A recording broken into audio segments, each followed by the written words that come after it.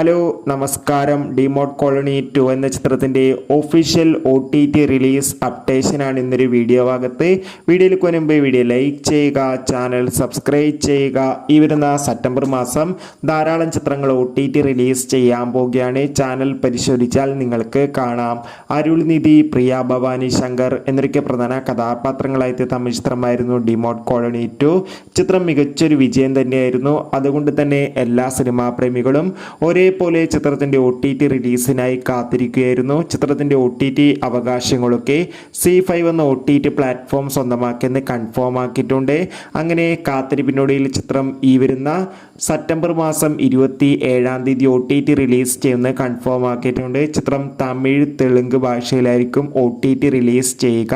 എന്തായാലും ചിത്രത്തിൻ്റെ OTT റിലീസിനായി നമുക്ക് കാത്തിരിക്കാം. ചിത്രം കണ്ടവരുടെ അഭിപ്രായം കമൻറ്റ് ചെയ്യുക.